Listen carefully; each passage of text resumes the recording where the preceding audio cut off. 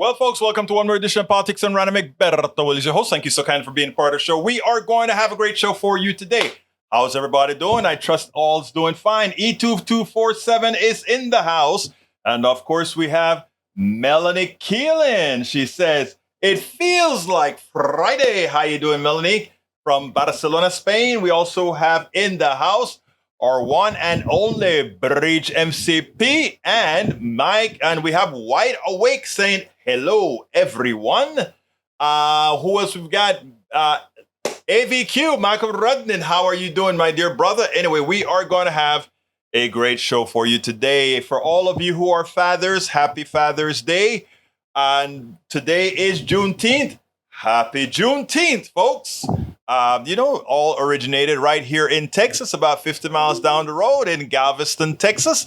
Actually, from my house, it's probably more like 70 miles or so, I think, given how far north we are. But anyhow, I am hoping that those of you who are able to are celebrating Juneteenth, getting some barbecue and some lemonade and all the things fixings that go along with it.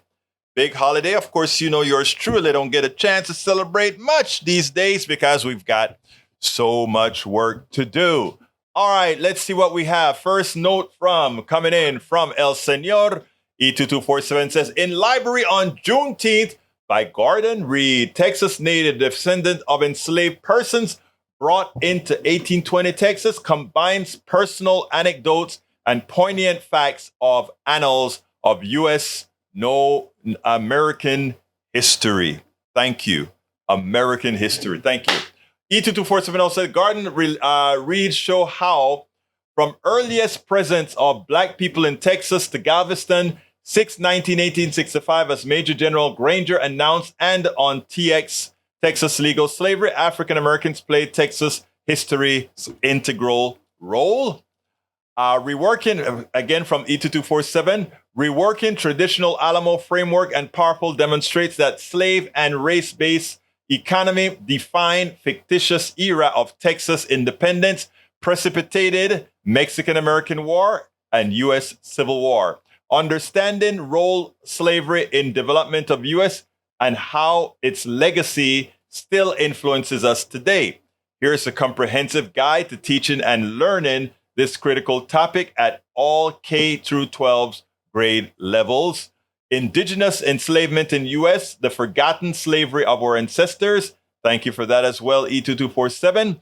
We, the people, the three most misunderstood words in U.S. history.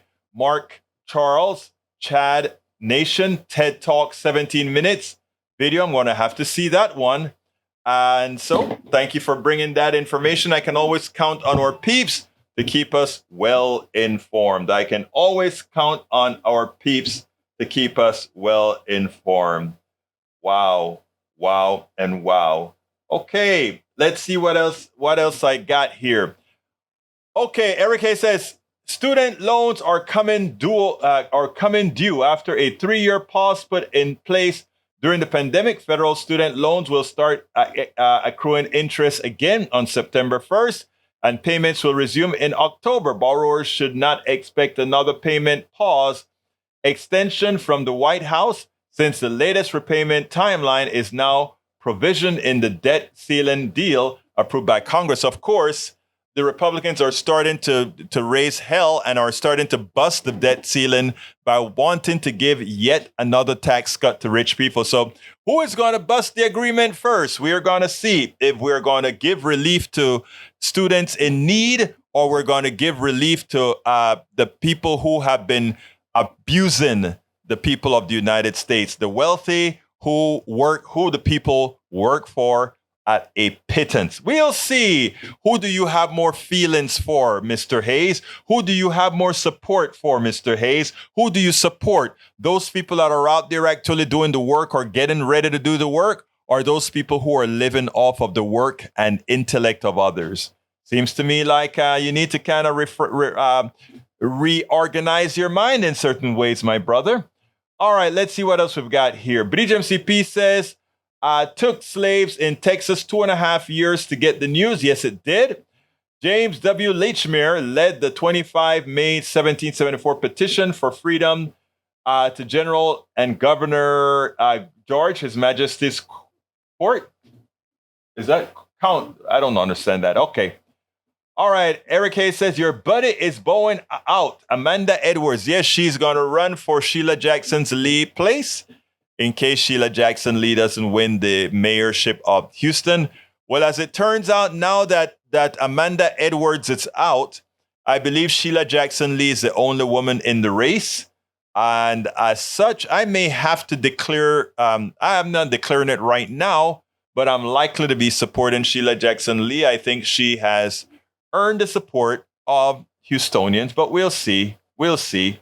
Continuing, we have Michael Rudden says one could make an argument that slavery never ended and exists now in two forms. Slavery by mass incorporations, you get it, brother, and antiseptic wage slavery. That's what I call it, antiseptic slavery.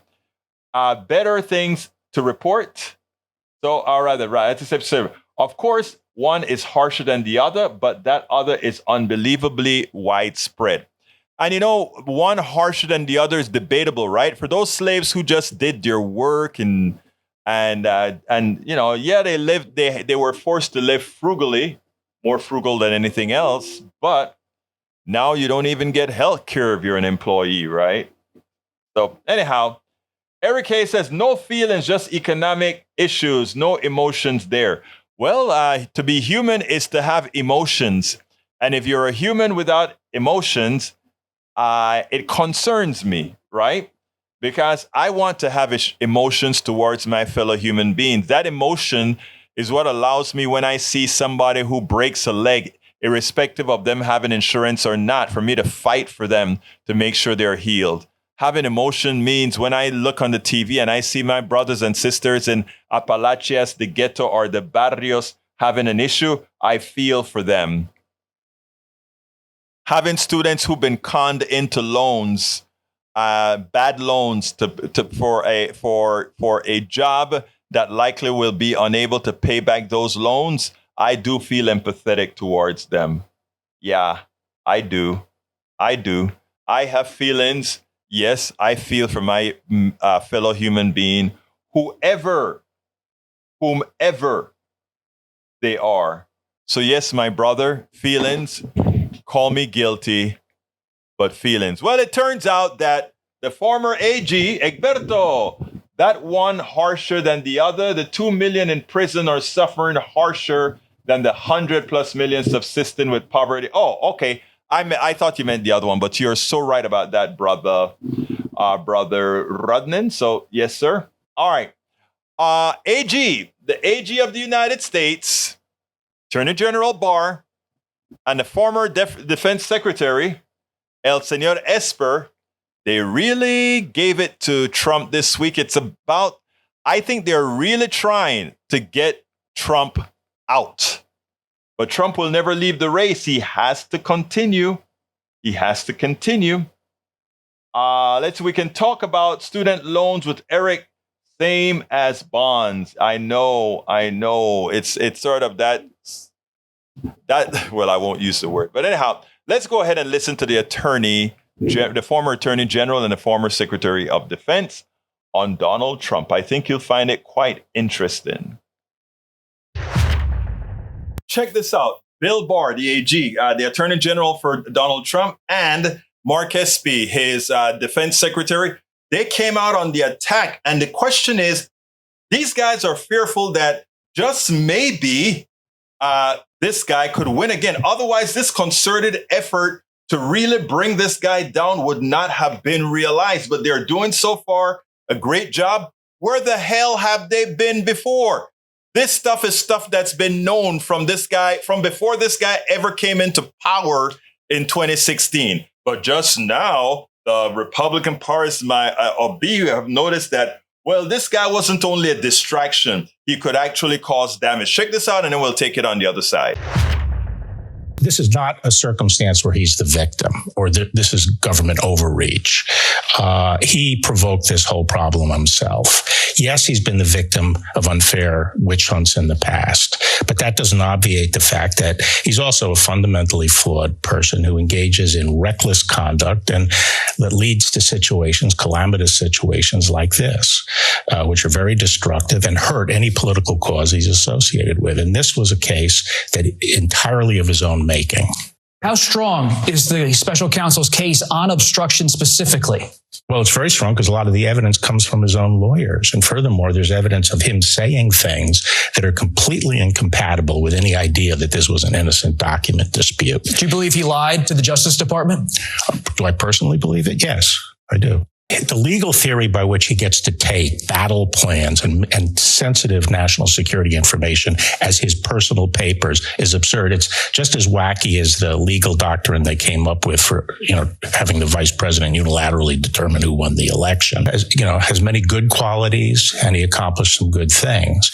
But the fact of the matter is, he is a consummate narcissist and he constantly engages in reckless conduct that puts his political followers at risk and the conservative and Republican agenda at risk. He will always put his own interests and gratifying his own ego ahead of everything else, including the country's interests. There's no question about it. This is a perfect example of that. He's like a defiant 9-year-old kid who's always pushing the glass toward the edge of the table, defying his parents to stop him from doing it. It's a means of self-assertion and exerting his dominance over other people. And he's a very petty individual who will always put his interests ahead of the country's, his personal gratification of his ego. But our country can't be a therapy session for, a troubled man like this. You work closely with Trump. I've heard two different theories as to why he had these documents. One from Stephanie Grisham, who said he just likes, these are mine, and he's like a child with a toy. And one from Michael Cohen. He said he thought that Trump had these documents because he wanted to use them to further his own power or financial well-being in some way. Why do you think he held on to these documents and went to such lengths to stop them, to prevent them from being turned over to the government? Yeah, look, I think both theories could be true and likely are true to some extent. Who knows? People have described him as a hoarder when it comes to these type of documents, but clearly it was unauthorized, illegal, and dangerous. Based on your experiences working with the Trump and the actions alleged in the indictment, do you think Trump can be trusted with the nation's secrets ever again? Well, based on his actions, again, if proven true under the indictment by the special counsel, no. I mean, it's just irresponsible action that places our service members at risk, places our nation's security at risk. You understand the seriousness of this better than I do. Why is it a risk to the nation's security to have these documents lying around at Mar-a-Lago? Well, imagine if a foreign agent, another country, were to discover documents that outline America's vulnerabilities or the weaknesses of the United States military. Think about how that could be exploited, how that could be used against us in a conflict, how an enemy could develop countermeasures, things like that. Or in the case of the most significant piece that was raised in the allegation about U.S. plans to attack Iran. Think about how that affects our readiness, our ability to prosecute an attack if indeed we know that Iran eventually develops a nuclear weapon and we need to act on it. I mean, those things affect our ability to effectively execute policy, and it could also affect, the lives of our military members who are sent forward to do such type of operation. So I'm quite concerned about this. These are very serious allegations and need to be taken seriously by everybody involved. Once again, where were you, Bill Barr? Where were you, Mark Esper, when it was time to really talk about this guy during his administration to ensure that he got impeached before he could have done the amount of damage that he likely has done to the security of the country? Where were you? Maybe you're making amends right now, but you know what? For what you've done before, I tell you what, you still have a whole lot of atonement for this entire country. Absolutely so. Hey, Mike, I see that you put out there still talking about Trump. Let me tell you, we're gonna we have to keep him in the news with all his ill doings and all the Republicans that are going out there finally and talking about it. You know, it's sort of what we do with our brother here, Mike Cisak, puts him in a panic, realizing, oh my God, I was following the wrong guy. Oh my God, he really lied to us. Of course, they won't admit it, but deep in their hearts, they know that this guy was a clear and present danger. Deep in their hearts, they know that this guy screwed them, but they have to try to make and hope that they could find something on Biden. Look, I'm not a Biden fan, you know, but my God, just about any person walking the planet on Earth, any politician walking the planet, it cares more about this country than Donald Trump, who likely wanted all that stuff to sell to the you know whom. Let's see, 2247 say, Berta, come on, man. They're both trying to clean off themselves in hope they don't get indicted too. I hear you, man. Actually, you know what? Guess what? Brother E2247, you may actually be right. Welcome aboard as well, our dear, beautiful Yvette Avery Herod and Peggy Lopez, who just made it in as far as I have seen. Mike Cisak, welcome to you as well, sir. Michael Rodden says, I swear the conservatives in our nation are grasping at whataboutism, not realizing that what Trump is facing is a criminal matter, not a political one. In a court of law, whataboutism is an admission of guilt. Bridge MCP has one for the screen, and I am scared to see what she has this time, but she has something that I must read, evidently, and it goes like this as I put it on the screen. He would have thrown on a dress if he was on the Titanic. That's a picture. For those of you who are listening on the podcast, it's a picture of Donald Trump sitting down in the White House with a yellow imprint says, or rather, yellow caption saying, he would have thrown on a dress if he was on the Titanic. In other words, he would have tried to get off that ship. Forget about the women. Forget about anything else. It's about me, me, me, me. Good one, Bridge MCP. Good one. Let's see what else we got here. Maybe 5 more indictments to unleash just with Smith. Actually, Jack Smith has, I think, one for January 6th and one for what he's done in Jersey. So, yeah, there are quite a bit more indictments that should be coming for Donald Trump. We've been telling, welcome aboard, Alistair Waters. We've been telling all our conservatives that continue to believe in Trump, that his day was coming. And not only his day was coming, that eventually they would turn on Trump when they realized that he was no longer the horse that carries them. And he's doing exactly that. He's about to fall nice and flat on his face. Let's see who else we got in the house. Oh, I like the one that says, another pun that Bridge MCP put in there that says, Trump 20 to 24. And we don't mean 2024. We mean 20 to 24 years in prison. And you know what? That is where this guy belongs, in prison. This is a guy that hurt a lot of people. This is a guy that had a water company that deceived people. This is a guy that had an airline that deceived people. This is a guy that had a false university that deceived people. This is a man that had a false stake that deceived people. This is a guy that came into office and deceived people. This is the guy that is responsible for the 1-point-something million Americans that died in the pandemic because we didn't nip it on the butt the way Obama did the Ebola virus when it got out of control and was on its way here. We should have had armies of people around the world protecting the ports with quarantine materials. We should have had our people protected. The science was clear.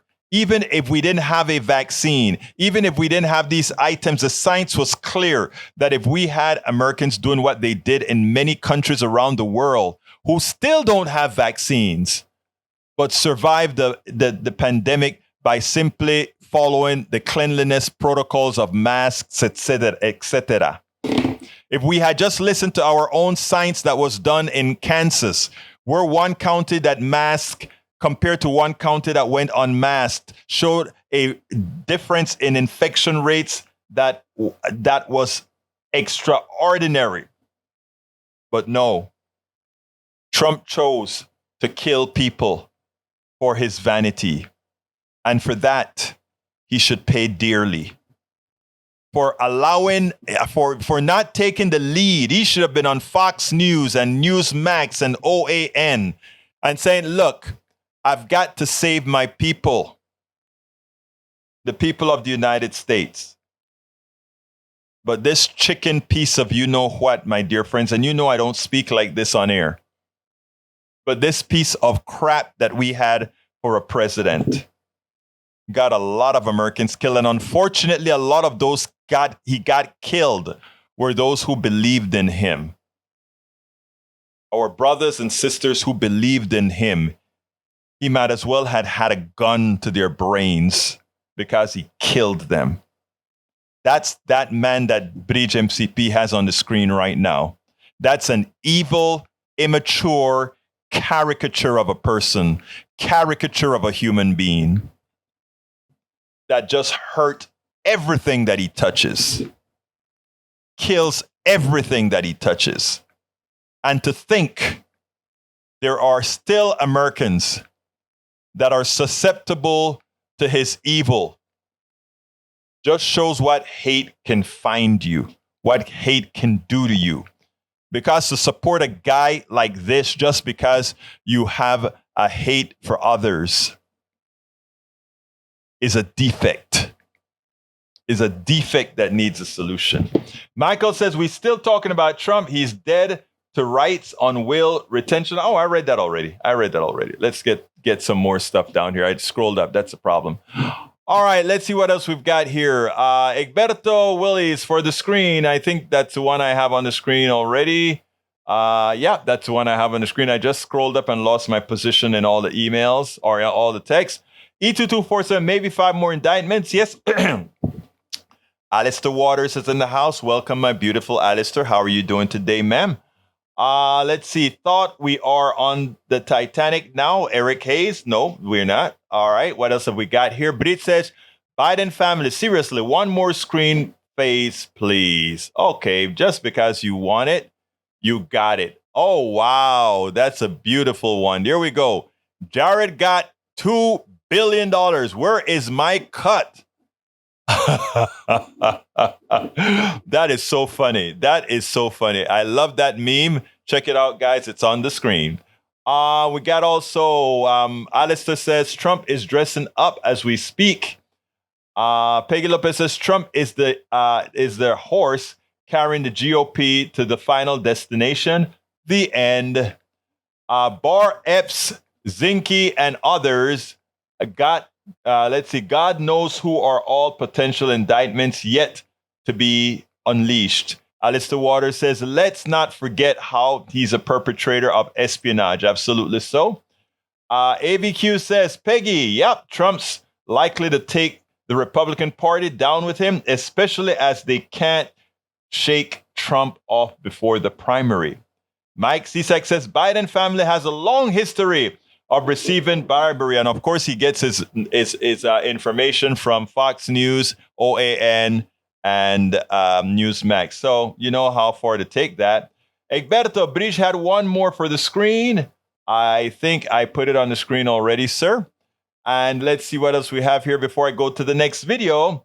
We have, thanks for putting the meme on the screen from Michael Rodnan. All right, let's go ahead and play the second video of the day. It's going to be about the President Obama and Tim Scott. Tim Scott, that poor person, doesn't know American history sufficient to understand. So maybe Obama schooling him would do the job. Unfortunately, I doubt it, but check it out.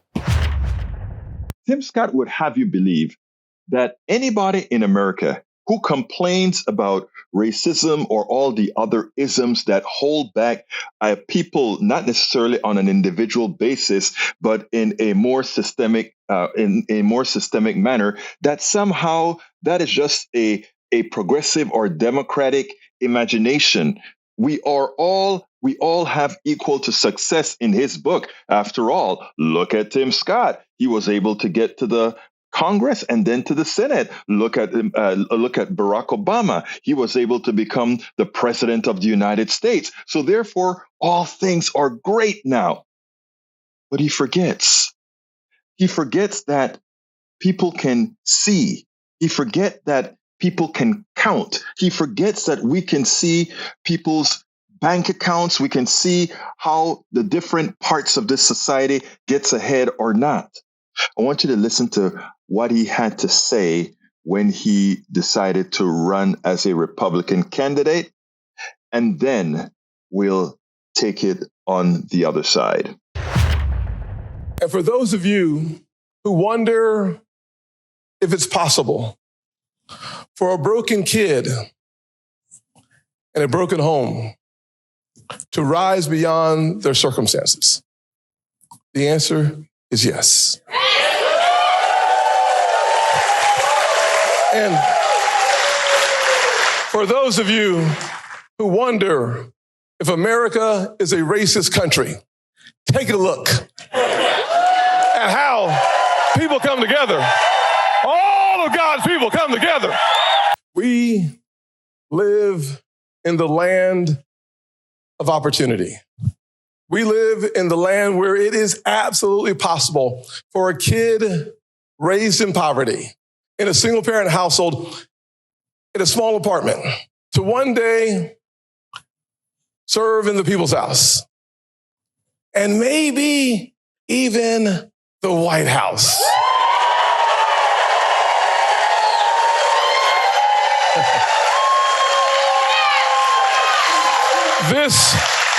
This is the greatest nation on God's green earth. Today, I'm thinking back to my grandfather, born in 1921 in Sally, South Carolina, in the Deep South. By the time he was in the third grade, he was forced out of school. His education was over, and he was forced to start picking cotton. But my grandfather lived long enough to watch his grandson pick out a seat in Congress.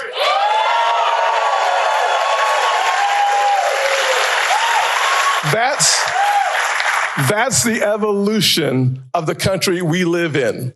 My family went from cotton to Congress in his lifetime.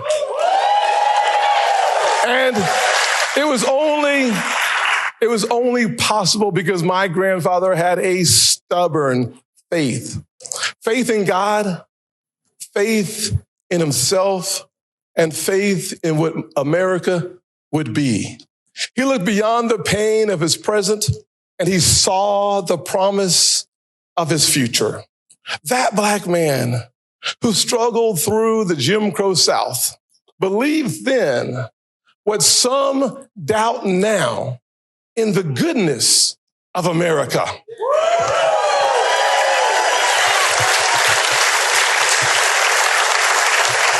I was 7 years old when my parents divorced. We moved in with my grandparents. My mom and my brother, we all three shared one bed and one bedroom in that 700 square foot rental home. But my grandfather said to me, son, you can be bitter or you can be better, but you can't be both. You see, he chose patriotism over pity.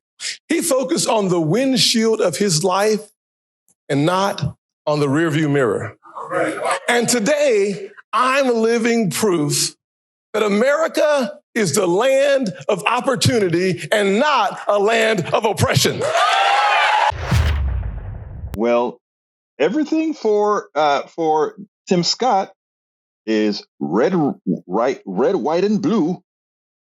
Great church and Christians. If you just believe in God, work hard, and forget about all the inequities in society, all the drawbacks that you have to fulfill to catch up.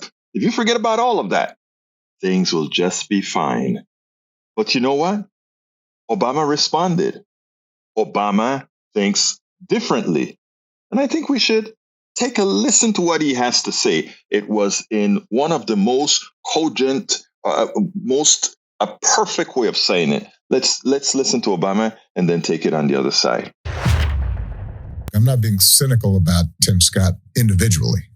I am maybe suggesting that the rhetoric of can't we all get along, and the quotes you made about, from my speech in 2004 about there's a United States of America, that has to be undergirded with an honest accounting of our past and our present. There may come a time where there's somebody in the Republican Party that is more serious about actually addressing some of the deep inequality that still exists in our society that tracks race and is a consequence of our racial history. And if that happens, I think that would be fantastic. I haven't yet seen it.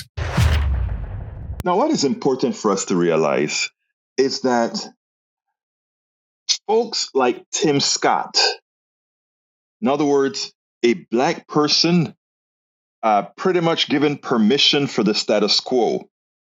So because he's made it, to forget all of those who systemically cannot make it, or that poor person in Appalachia who is going and working very hard. He's going into the coal mines and he's happy to have that great job in the coal mine. And he gives that rich overlord a pass because I work very hard and he pays me. He pays me for my work. And if I work hard enough, I just may be, you just may be nothing. It is systemic. Those people who give the wealthy, who give those who wrong others an opportunity to do so by assuming or by telling other people that, guess what, folks, I made it. I just worked a little bit harder. You can too. You are creating an excuse for the status quo that harms us all.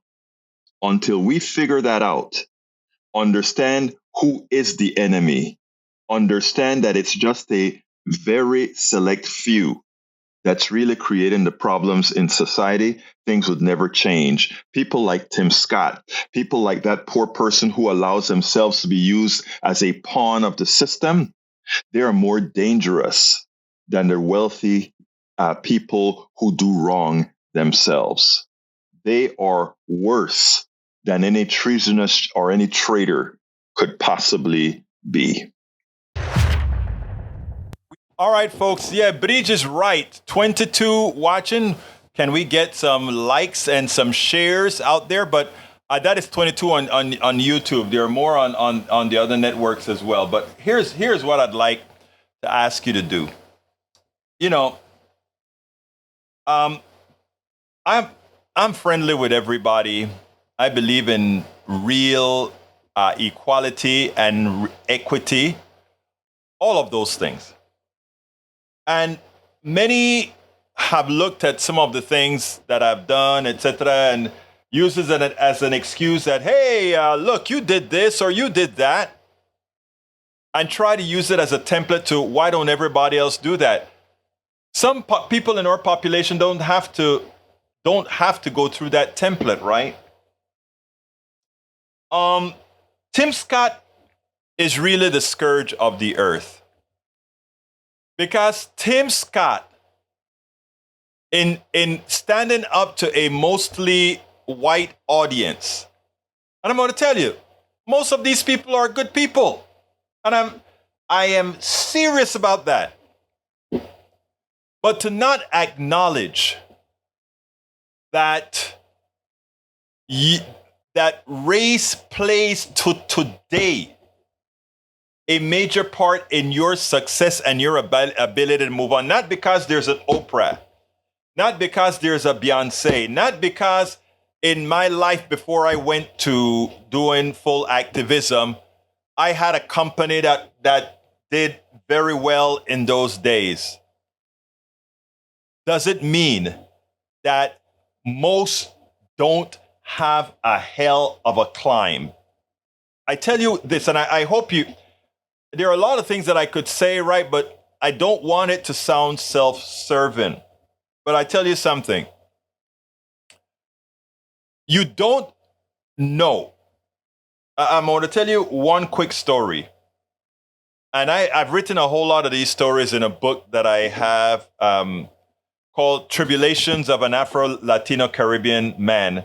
Racism Didn't Stop My Smile, Hope, or Journey Forward. And the reason I wrote that book, it's an online book at Amazon that you read online at Amazon. And the reason I wrote that book is because with my positive attitude and always moving on and, I love everybody, etc., people kind of have the feeling like, well, you must not have gone through what a lot of those race baiters are talking about, and they're not really race baiters. You must have, if you didn't go through that because no, I'm going to tell you, I went through it. I continue to go through it. To this day, I fear the cops. To this day, when a cop is behind me, I am in fear.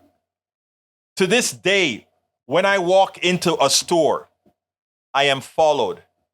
To this day, well, I can't say to this day, I don't cycle with my buddies here in Kingwood anymore, but when we cycled in Kingwood, to this day, when we walk into stores, my service level is less than. To this day. And it's not a figment of my imagination because, interestingly, I remember one of my compatriots there riding the bike with me, and when he got me aside, he pulled me aside and he says, Egberto, I see it now.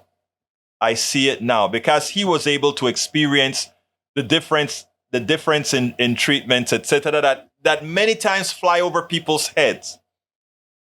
And what Tim Scott did there, instead of informing folks and saying, look, we can do better. Let's do better. Let's not fool ourselves. Let's not lie to people.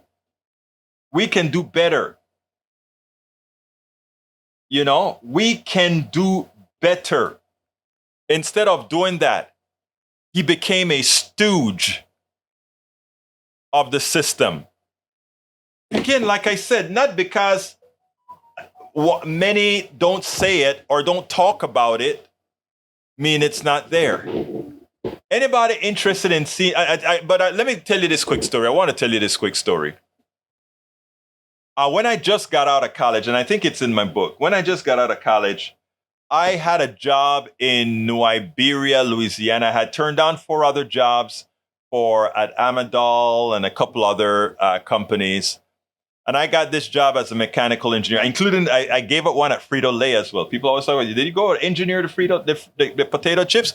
No, the most complicated equipments are found in these places that make chips and all these things. But anyway, I turned that job down and I took the job at NL Industries. They were a logging company. So I was supposed to sit in a truck at the computer well, throw the tool down in the well and figure out where at what layers there was oil, and explode the caps on that. So I was going to be an operator doing that kind of a work. And so anyway, they did an X-ray and did our physicals and all of that. And I have a metal rod about 1 foot long on my spine. And for some reason, when they saw that, they said, oh, we can't hire you after all. I've turned down these jobs and now I've moved. I'm on my last credit card, my Exxon card. That's all I had left. Those were when you could use the Exxon cards to buy stuff with. That's all I was left with. And I'm in New Iberia, Louisiana, without a job because they said, after hiring me, I couldn't. Now, I go ahead and they ship me to Houston and say, let's see if we can find you a position in Houston. So I drive to Houston from New Iberia, Louisiana. They put me up on the campus at NL Industries. And I go for an interview with Pat. Her name is Pat. I won't use the last name because I don't want to, But anyway, so she interviews me and she gives me, it is evident this woman likes what she's hearing. It is evident that she liked my work ethic, etc. And she wants to hire me. It turns out I got a break. The job was for a master's in computer science, and I had a bachelor's in mechanical engineering with a sub in computer programming. I did patch paneling, programming, and all that kind of stuff. And this was, so she wants to hire me. So the vice president of the unit calls me into his office, and he sits me down And I'm this green kid. I am this green kid out of Panama, just completed my 4-year college degrees, just became a U.S. resident, and I'm going for an interview. Interview went great. Pat was a great woman. My best boss, bar none. Even though she kind of betrayed me in a little spot, but I can understand women in the oil industry had to do that. And then the vice president drags me to his office. And he says, I don't know why Pat likes you, but she does. And she thinks you can do the job. And he said, but if you don't get this job done in 6 months, you're out of here. And I don't want to hear a damn thing about affirmative action. And we are locked in this room, this 22-year-old kid, locked in the room with the VP of this unit at NL. And that's what he tells me. And I am shaking now. I'm like, wow, what an introduction to a job. I got a job with the company elsewhere, and that is what he tells me. So I got in there and I worked my butt off, and I finished this 6-month project in 2 months. It was a login system based on the PDP-11 computer system done in assembly language. And I got the job done in 2 months. My boss, Pat, came into my cubicle and she said, you don't have to worry about what that idiot said. You are here, man. Job was done. But the issue is, that presence there that is the kind of positions that many of us are placed into. You think it's easy. We have a smile on our face, but what goes on behind the scenes many a time breaks a lot of people. It breaks a lot of people, and it's an extra burden many don't have to go through. So when Tim Scott goes out there and he tells a whole group of a mostly white audience that really doesn't have the experience to understand or see the reality of what occurs in corporate America, the reality of what occurs in America in general, because a lot of them, like I said, are good people, but the bad apple spoils the bunch. They don't see it. I wrote about it. I can tell you, it is not, you don't get it until you've lived it. And many people just let it slide. But you don't know it until you live it. If you want it, I have so many stories from being back in China and what happened in China, being in Colorado at the convention in Vegas, after having signed contracts that didn't get realized. People just don't know. And Tim Scott has the platform where he could inform people of the truth, but he doesn't use this platform. There is my book with a whole lot of the tribulations that I talk about. politicsdoneright.com/tribulations. If you will, check it out. It's on Amazon. All right, let's see what else we got here. Bridge says, MCP, why haven't you been Mike Cisak? Oh, I'm not going to read that one. Let's see what else we have here. Okay, I have one more video before we close out here that I think you guys are going to enjoy. Sorry for going on my soapbox, but that one with Tim Scott really hit a nerve because it's a lived experience. And you guys know me. I don't play race card. I don't do all of that. I just tell the truth card. Let's go ahead and listen to Gavin Newsom, something that I hope more progressives and Democrats would do. Check this out. I continue to admire how Gavin Newsom took care of Hannity. If you take a look at Hannity, continues to try to have Gavin Newsom play on his turf. But what Gavin Newsom did is because he had the numbers at the tip of his tongue because he was well prepared for the interview. He was able to keep Hannity on his heels. I want you to watch this, and this should be a perfect way for Democrats, for progressives, whenever they go into the lion's dens. Check this out. We'll take it on the other side. We wanted to show you this exchange that really has everyone talking. It's between California Governor Gavin Newsom and Sean Hannity of Fox News last week. Now, the host made claims that Democratic economic policies are causing businesses to leave blue states. Well, that debate and Newsom's public comments regarding Florida Governor Ron DeSantis are leading to renewed speculation over the California governor's White House ambitions. Take a listen. I'm a small business person. I've started 21 companies, 1,000 employees. You're a great businessman. No, but it's like, this is in my DNA.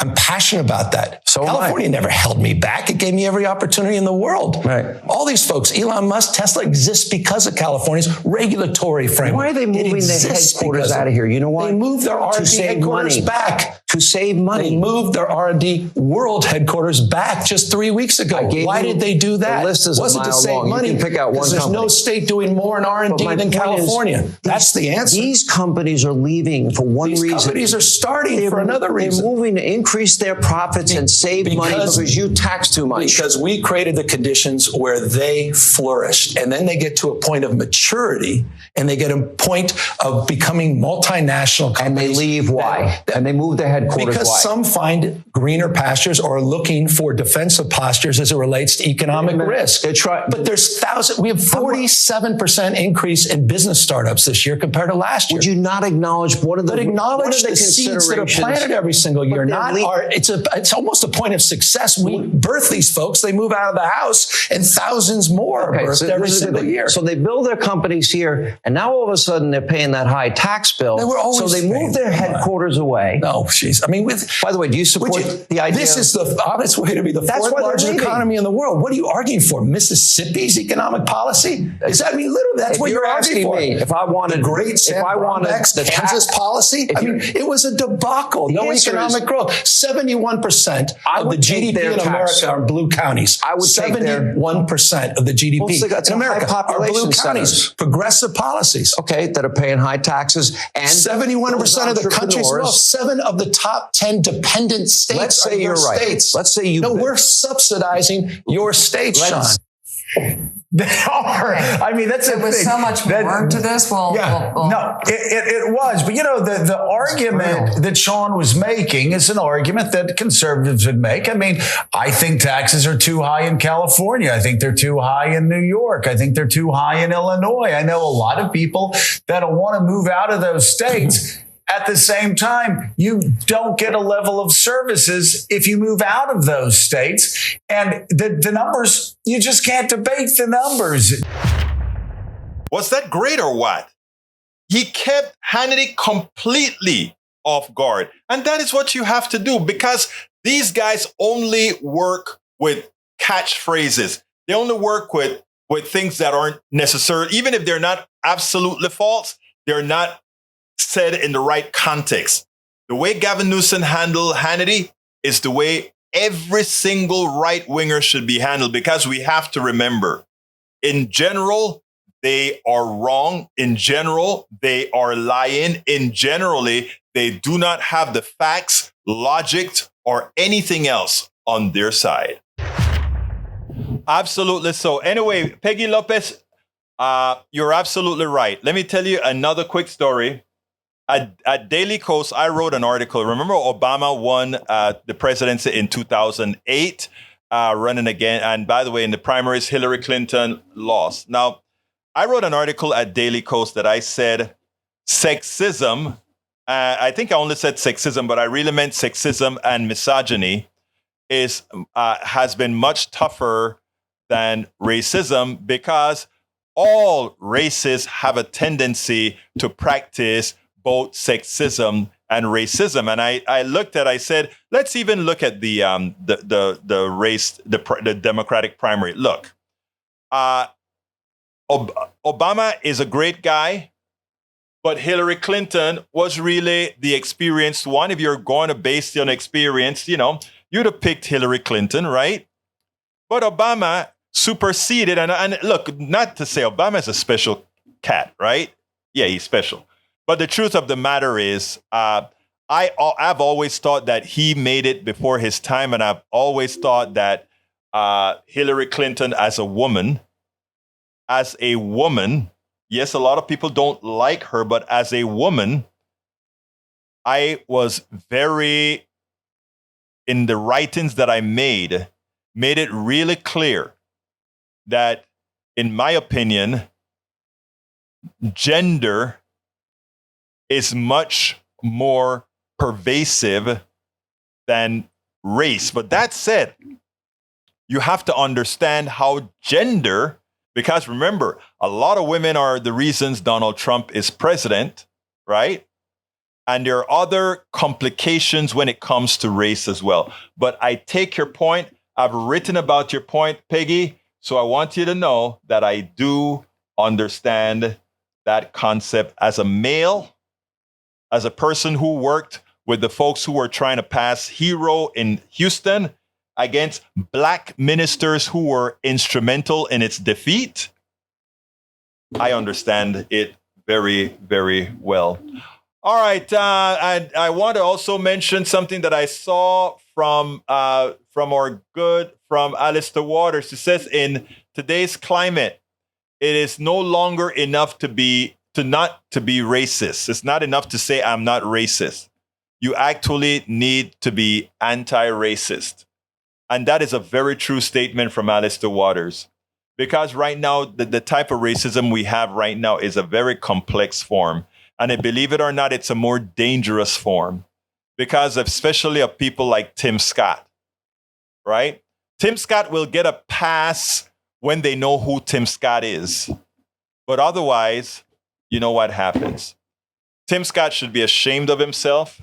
And Obama did a good job in calling him out as he should. Anyway, we are coming close to the end of the show. I want everybody, thank you for having been here, Senor Rodnin. I see that you're leaving to go with family. Did I miss anybody? Did I miss calling out anybody? I will look at some of the things that I wasn't able to read later on. Please support our program. Best way to support our program is to go to politicsdoneright.com/support. politicsdoneright.com/support. Roberto Luis, mi hermano favorito. Come on in. For those of you who want to support our trip to Chicago, here is the link on the screen. It is, and I said I was going to make a pseudo link for it, but here it is on the screen, and I think it's going to be expiring pretty soon. I need to go ahead and update it to extend the date. But again, anybody who supports this, for the people who support us at any level, you will be a co-producer and sponsor on every video that we put out there. It'll be in the scroll of the video. Anybody who supports our trip to Chicago, everybody gets that. Anybody who donates $35, the first 20 of you that donate $35 will get a copy of It's Worth It, How to Talk to Your Right-Wing Relative Friends and Neighbors, as well as a sticker, a Politics Done Right sticker. Those who give $100 or more will get everything the others get, as well as a page on our Politics Done Right site that can point to anything. You can give a message. There are people who already do that for other things that they've done for Politics Done Right before. For those who give $200 or more, they get the polo shirt. They get everything that the others get. And what else did we get for the $200? Everything else the other folks get as well as a page, etc., etc. Please support however you can. And I don't think I have the link on the screen. Let me put it on the screen. I always forget to do that. But that is how our setup will look in Chicago, same way that it looked in Pittsburgh last year. And you guys also sponsored Pittsburgh. And here is the actual donation. It ended. I got to go update that. I will go over. Let's see if it still takes donations. It looked like it's not taken anymore. I will update the link and fix that so that we can actually. We didn't make the quota, but I'll go ahead and fix that and put a new link up to the link here. I didn't realize it expired. All right. Anyhow, we got to get out of here. My name is Egberto. Hey, Bridge MCP, thank you so kindly for that super chat. Bridge always supports this program. Anybody else who wants to give a super chat, just go ahead and hit that join button and throw in that super chat here. Support what we're doing here. Very important that we get the support from you all. And again, the one link that everybody that shows all the different forms in which you can support us, my dear brothers and sisters, is at politicsdoneright.com/support. politicsdoneright.com/support. Anyway, got to get out of here. My name is Egberto Willies. This is Politics Done Right. And you guys know how I end this baby. I am what? Out. We spend a lot of time deconstructing the news, trying to parse it into a form that everybody can understand. We try to find those little nitpicks where it flies above the fray, etc. If you really like these videos that we do, I want to ask a big favor. Please go ahead. Number 1, subscribe to our channel. And number 2, please join if you can. Thank you so kindly for watching. Keep watching. Please remember to share. We must populate the entire internet with our progressive message, a message that we know is what most Americans say that they want. So help us, please join.